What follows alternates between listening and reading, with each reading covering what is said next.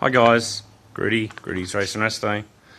Doing some brake work on the, not brake work, some suspension work on the tarmac rally car.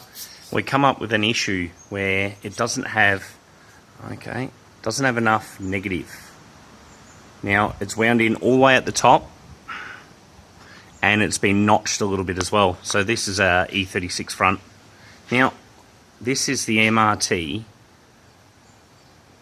It's a bump correction steering quickener kit. I don't like it. It's aluminium, it's light, but see this issue here? I don't know if you can see that. See how the bolt's bent in?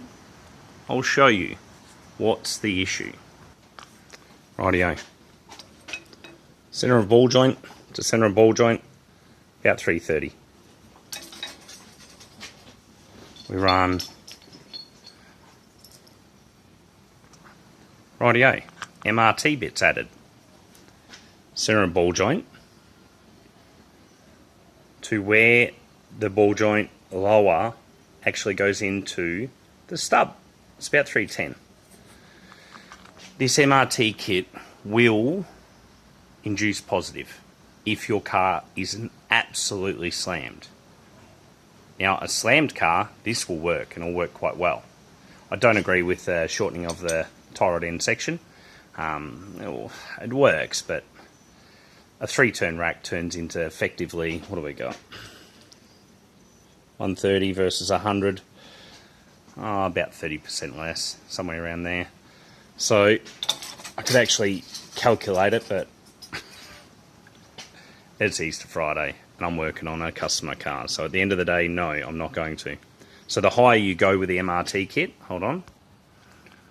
The higher you go, the worse this is exaggerated. Now, a lot of people wouldn't even notice this. But, like I said, I'm picky, super anal. Now, can we get the light right? The arm's on way more angle than normal. And I took it off my measurements off of Joe's car. Right? The arms are actually quite straight and parallel. Now, if this car was to go lower, the MRT bump steer corrector would actually probably work really well on this. But,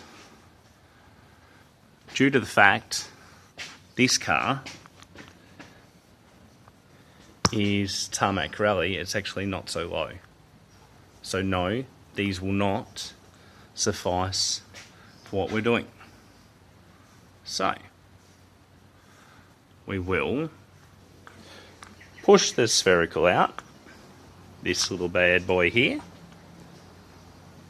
I've taken the locking collar off and we will put this lem forwarder into there, which is what I use on everything. Lem forwarder are OEM quality. Very, very nice. Alright. And then that way we will end up with the correct lower arm length. So the lower control arm will have the correct length. Now, we could get around this by putting this combo here into a E46 aluminium lower control arm and hang it even further out. But I don't see the purpose in putting an aluminium arm under the car when it's a tarmac rally car. The steel arm will take a whole lot more abuse. As for sphericals, oh look, they're really good. We put them on a bunch of stuff, but if you can't put a condom around that, a rubber coating, like the lower control arms I did on the 2002 rack and pinion, has a condom. If you can't put a condom on it, it will take in lots of dirt. It's got all dust and shit in it just from being pushed around a workshop. This is all paint shop dust. Alright, so all you'll do is flog it out anyway. Well, I will get them all on and I'll do a short, maybe, and just show the difference. But yeah, definitely, it'll definitely have lots more neg now. Thanks guys, just thought I'd share some more shit. You know how it is. Keep your mind hammering, keep it thinking, make sure that you don't stop thinking, because issues are issues and you need to work out how to fix them. And also, have a little saying, Mrs. doesn't like it, it's called KISS, keep it simple, stupid. Factory ball joint, put a factory ball joint here, factory arm, doesn't matter if something goes wrong, we can buy stuff off the shelf. He can be in Tasmania, I can ship him a ball joint overnight, not a problem. Alright? This is what it's about. Keeping stuff so simple that your race car, if it has an issue, isn't down for a month waiting for a part, which is overseas only. So we'll go into depth about the rear end of this. It's got a Brintec rear end in it. It's got 3.7 Torsen, 369, whatever they are. We'll see how it all comes up.